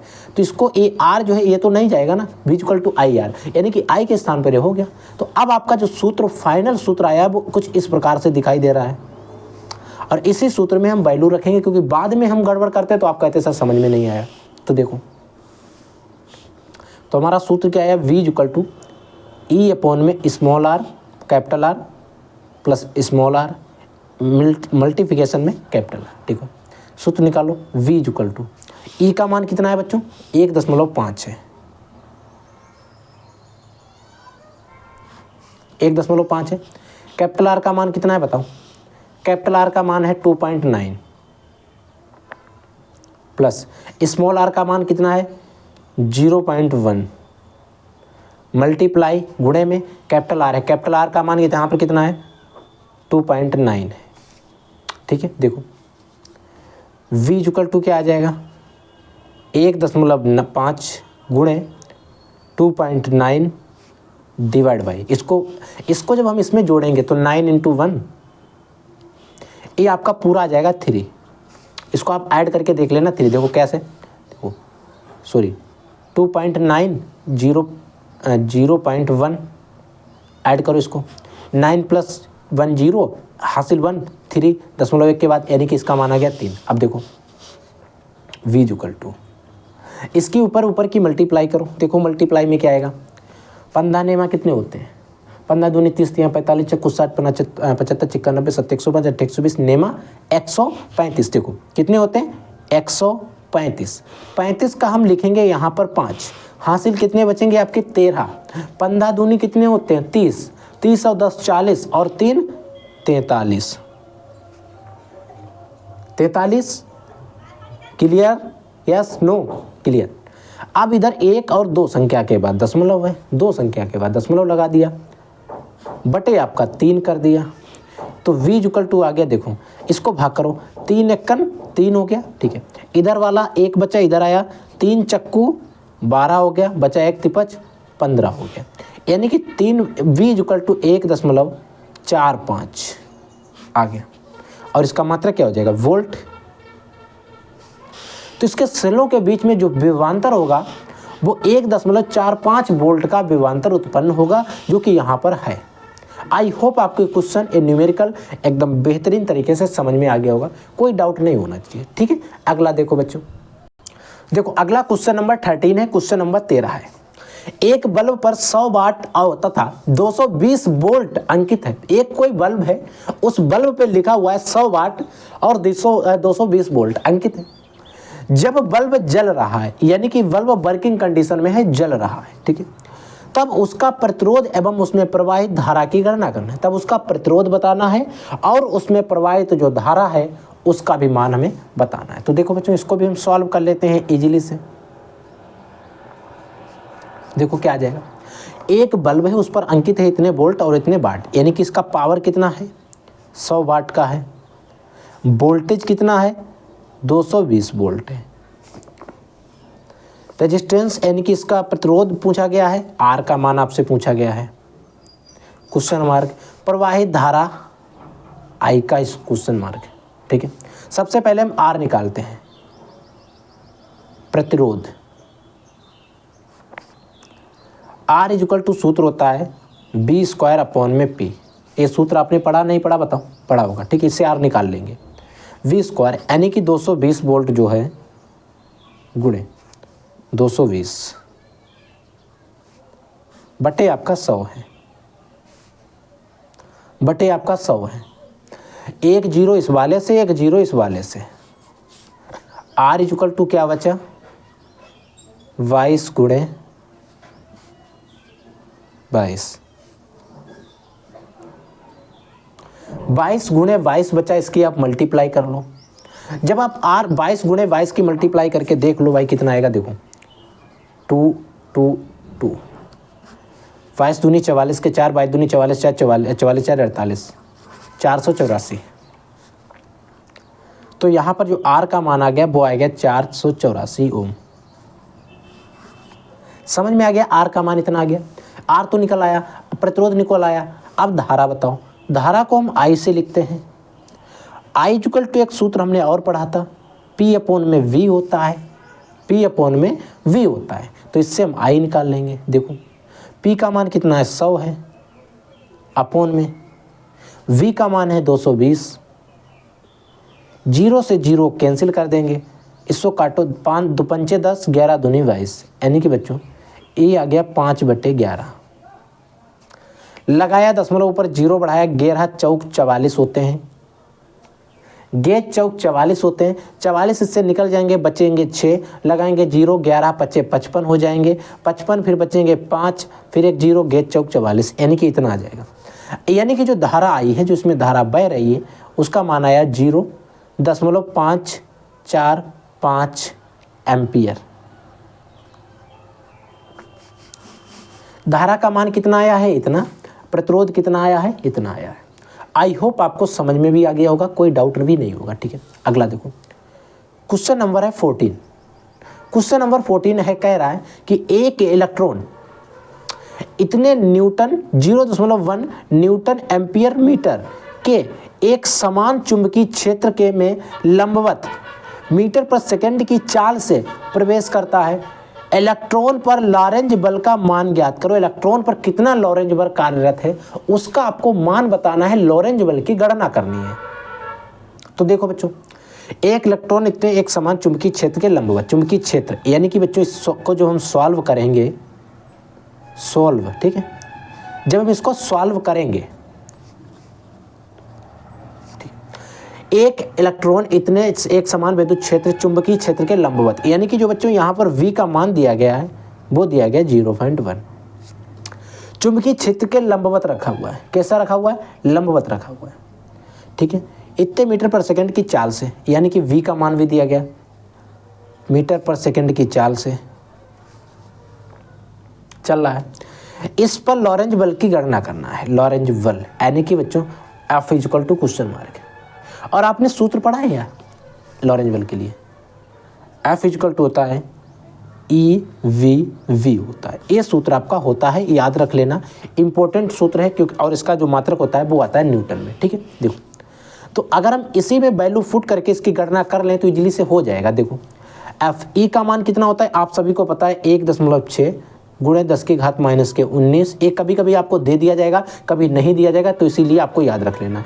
V का मान कितना है, 10 की पावर 5 है, इनटू बच्चों इस वाले V का मान है 0.1 है। समझ गए इस चीज़ को, ठीक है। 10 की पावर 5 से पहले हम इसकी घातों को एकदम हिलने से कर दें, 0.1 इंटू 1.6 गुणे 10 की पावर 19 है, इधर 5 है तो इससे घटा देंगे, 10 की पावर माइनस के 14 बच जाएगी। इसकी आप मल्टीप्लाई करेंगे, देखो जब हम इसकी इसमें मल्टीप्लाई करेंगे 16 एकन 16, 16 एकन 16, यानी कि 0.16 आ जाएगा, इंटू 10 की पावर माइनस के 14 आ जाएगा,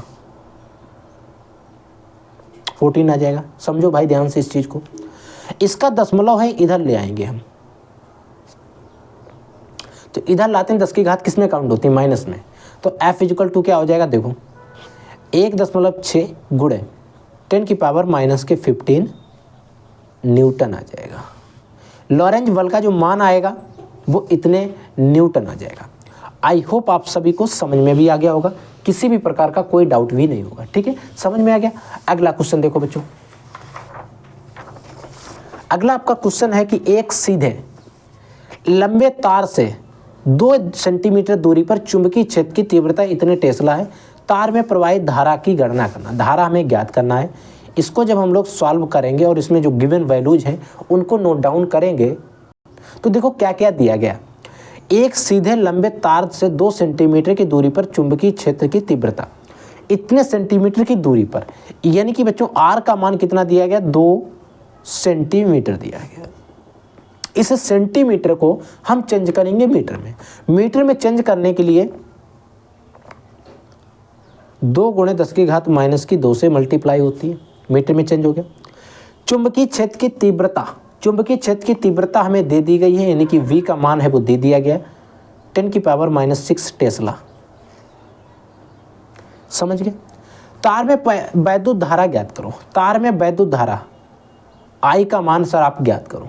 ठीक है, यहां तक आपको कोई प्रॉब्लम हो रही हो तो बताओ, कोई चीज प्रॉब्लम हो रही है, नहीं होना चाहिए। ठीक है, देखो सूत्र होता है V = 2 × 10⁻⁻7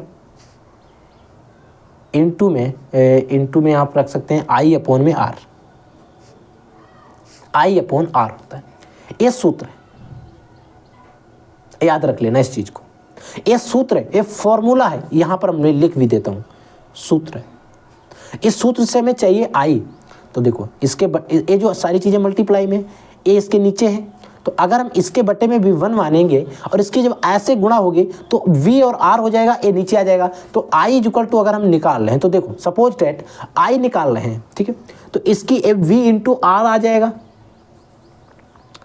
सबसे पहले V × R आ जाएगा, इसकी मल्टीप्लाई होगी I के साथ में, ये 2 × 10⁻7 है तो ये नीचे आ जाएगा, तो ये क्या आ जाएगा, नीचे आ जाएगा, तो ये आ जाएगा 2 × 10⁻⁻7। ऐसे आपका सूत्र आ जाएगा। अब हम I जो है धारा, वैद्युत धारा जो हमसे पूछी गई थी, उसको इजीली कैलकुलेट कर पाएंगे, ताकि हम सूत्रों को पहले बना लेते हैं ताकि हमें बाद में प्रॉब्लम ना हो। तो देखो V का मान कितना दिया गया, 10⁻⁻6 इंटू 2 × 10⁻⁻2 R का मान है, डिवाइड बाई 2 × 10⁻⁻7 है। 2 से 2 को कैंसिल, 2 10⁻7 इसको ऊपर ले चलो, 10⁻⁻6 10⁻⁻2 इंटू 10⁻7, जो कि हो जाएगी माइनस के नीचे ऊपर जाएगी, प्लस में हो जाएगी। तो देखो धारा I, 6 2 कितने होते हैं 8, और इससे माइनस की 1 प्लस 7 घट जाएंगी, तो 10⁻⁻1 बचेगी, 10⁻⁻1 बचेगा। 10⁻⁻1 मतलब है I = 0.1 A4 एम्पियर। इसमें जो धारा बह रही है, आंसर जो आएगा वो इतने एम्पियर की धारा इसमें बह रही होगी। आई होप आपको कोई डाउट नहीं होगा। ठीक, अगला क्वेश्चन देखो। अगला है क्वेश्चन नंबर 16। इस क्वेश्चन नंबर 16 को ध्यान से समझो। एक कुंडली का स्वपरागण गुणांक 40 मिली हेनरी है। ठीक है, 5 मिली सेकेंड में 2 एम्पियर की धारा हो जाती है, 2 एम्पियर हो जाती है 5 सेकेंड में। इसमें धारा जो है 2 एम्पियर हो जाती है। ठीक है, 2 एम्पियर हो जाती है। कुंडली में प्रेरित विद्युत वाहक बल ज्ञात करना है। कुंडली जो है इसमें प्रेरित जो विद्युत वाहक बल है उसके मान की में गणना करना है। सॉल्व कर रहे हैं और इसमें सबसे पहले हम नोट करेंगे जो भी वैल्यूज गिवन है। देखो, एक कुंडली का स्वपरागण गुणांक यानी कि बच्चों जो L का मान है वो कितना दिया गया, 14 मिली हेनरी। क्या दिया गया, मिली हेनरी, मिली हेनरी दिया गया। इस मिली हेनरी को बच्चों हम हेनरी में कन्वर्ट करेंगे, हेनरी में चेंज करेंगे। तो देखो ये 40 है, इंटू इसमें 1000 से भाग होगा तो 10⁻⁻3 हेनरी आ जाएगा। हेनरी या हेनरी बात एक ही। ठीक है, हेनरी आ गया। ठीक है, इतने मिली सेकेंड में इसमें 2 एम्पियर की धारा, मिली सेकेंड यानी कि मिली सेकेंड का मतलब यहाँ पर डेल्टा टी का जो मान है वो कितना दिया गया, 5 मिली सेकेंड। ठीक, अब मिली सेकेंड से इसको भी सेकेंड में चेंज करना है। जब मिली सेकेंड से इसको भी सेकेंड में चेंज करेंगे तो 5 × 10⁻⁻3 सेकंड हो जाएगा। समझ में आ गया। इसमें धारा कितनी बह रही है, इसमें 2 एम्पियर की धारा बह रही, इसमें 2 एम्पियर की धारा हो जाती है। बच्चों इस सूत्र में कुछ गड़बड़ हमें लग रहा है। इसमें धारा जो है, इसमें धारा 2 एम्पियर से देखो इसमें क्या होगा, ऐड कर लो, 2 एम्पियर से 12 एम्पियर होना चाहिए। 12 एम्पियर हो जाती है, ऐसे है शायद, हाँ यही होगा, याद है मुझे कुछ 12 या 10 हो सकता है, चलो 12 मान लो, 12 शायद या 10 ऐसे ही मान है जब हमने इस क्वेश्चन को देखा था, ठीक है 12 या 10 होगा, उससे मतलब नहीं, बट यही है, कोई 10 हो या फिर 12, दो वैल्यू में से एक है, अगर 12 होता तब भी सही, 10 भी होता तब भी सही, बट करने का तरीका देखो, इसमें जो धारा है 2 एम्पियर से 12 एम्पियर हो जाती है, यानी कि धारा जो है बढ़ रही है, धारा में क्या हो रहा है, वृद्धि हो रही है, तो इसमें डेल्टा आई धारा पहले कितनी थी, 2 एम्पियर थी, 2 एम्पियर से हो कितनी रही है, 12 एम्पियर, तो टोटल जो कुल धारा कितनी हो रही है, 12 एम्पियर हो रही है, और है कितनी इसमें, पहले की टोटल कितनी थी, पहले कितनी थी, 2 एम्पियर, तो जब हम इससे 12 से 2 को घटाएंगे तो हमारी धारा का मान कितने बचेगा, 10 एम्पियर, 10 एम्पियर इसमें धारा प्रवाहित हो रही है, ठीक है। फिर कह रहा है विद्युत वाहक बल ज्ञात करो, विद्युत वाहक बल यानी कि जो ई का मान है वो ज्ञात करो। अब बच्चों प्रेरित विद्युत वाहक बल का सूत्र क्या होता है, सूत्र होता है E = माइनस का L डेल्टा I अपॉन में डेल्टा T। अब बच्चों एक आपके लिए क्वेश्चन है, यहाँ पर I जो L जो है माइनस क्यों लेते हैं, आपको बताना है वीडियो के कमेंट सेक्शन में, और मैंने पढ़ाया, ऐसा नहीं कि नहीं पढ़ाया है, बताना है आपको, अगर याद है तो, नहीं याद है तो आप पूछ लेना, मैं बता दूंगा। देखो अब L का मान रखो 40 × 10⁻³ इंटू I का मान कितना आया है, 10 एम्पियर आया है, डिवाइड बाई T का मान कितना है, 5 × 10⁻³ देखो बच्चों ये माइनस का 3 ऊपर जाएगा, प्लस का 3 हो जाएगा, तो ये कैंसिल हो जाएंगे, 40 5 है और इसको 2 काटो, 5 दूनी 10 हो गया, ठीक है। E = क्या आ जाएगा, 40 दूनी कितने होते हैं, 80 हैं किसके, माइनस के, तो विद्युत वाहक बल जो आया है E का मान आया है माइनस के 80 वोल्ट आ गया, यही इसका लो आंसर हो जाएगा। इजी क्वेश्चन है, इजी न्यूमेरिकल है, आप अगर करते हैं तो इजीली से कर भी लेंगे, ठीक है। ये आपके 16 हो गए। अगला देखो, अगला है क्वेश्चन नंबर 17। 5 हेनरी के एक प्रेरकत्व में 5 हेनरी के एक प्रेरकत्व में 0.1 सेकेंड में धारा 12 एम्पियर बदलकर 7 एम्पियर हो जाती है, तो प्रेरक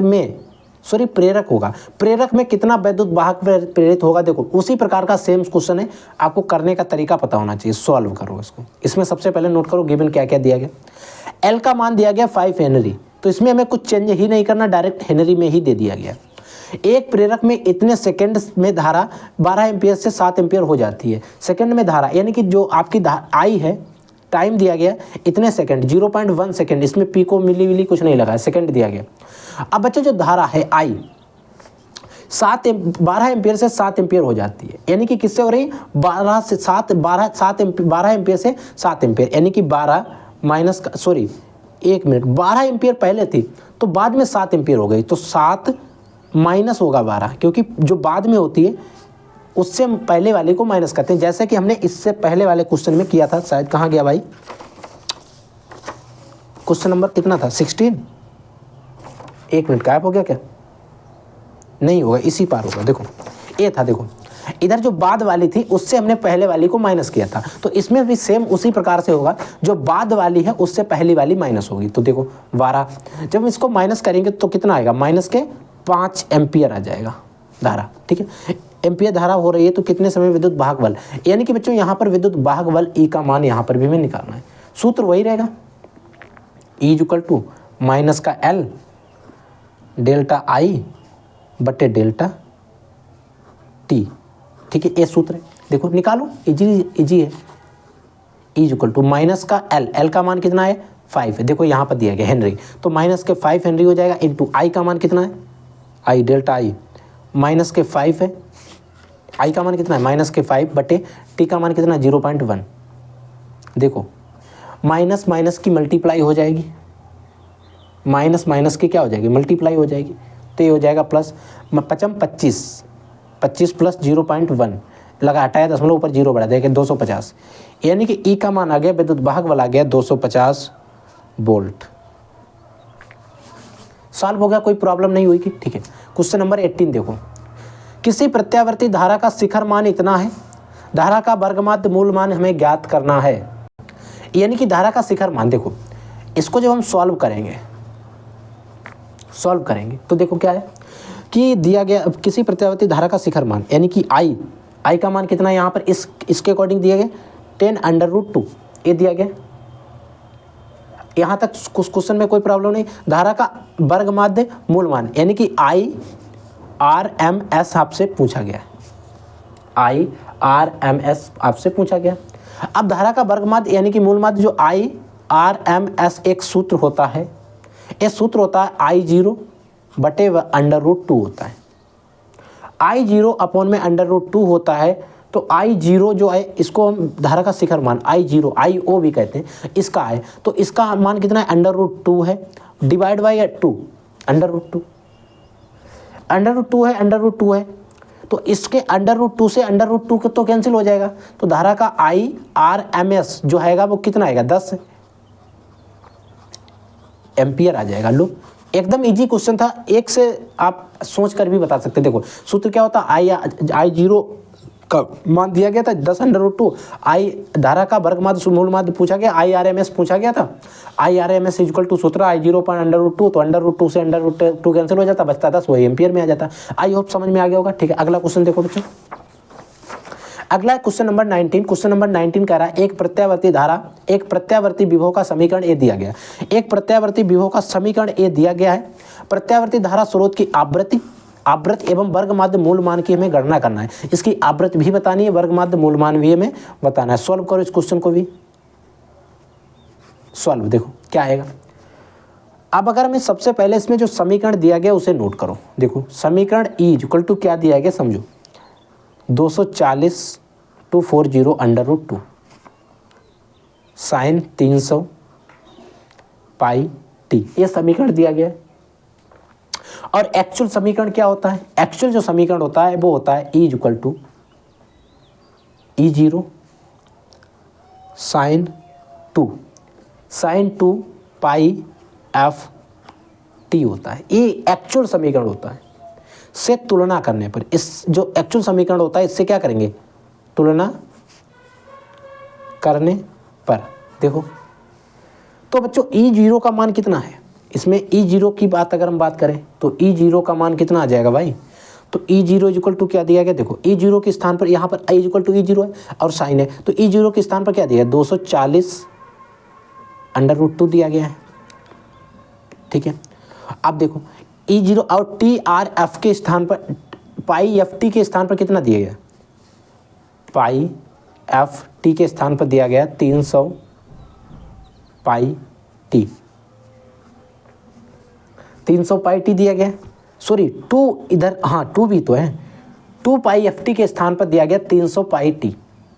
ठीक है, अब बच्चों देखो यहाँ से आवृत्ति हमें निकालनी है। देखो तो अगर बच्चों हम इससे F निकालेंगे तो F इक्वल टू क्या आ जाएगा, देखो 300 पाई टी डिवाइड बाई क्या आ जाएगा 2 आ जाएगा, पाई टी आ जाएगा, पाई टी से पाई टी कैंसिल, 2 से 150, 150 दूनी 300। ठीक है, तो F का मान आ गया, इसकी आवृत्ति जो आएगी 150 हार्ट जो हो जाएगी। लो इसकी आवृत्ति तो हमने निकाल ली, हार्ट जो हो गई।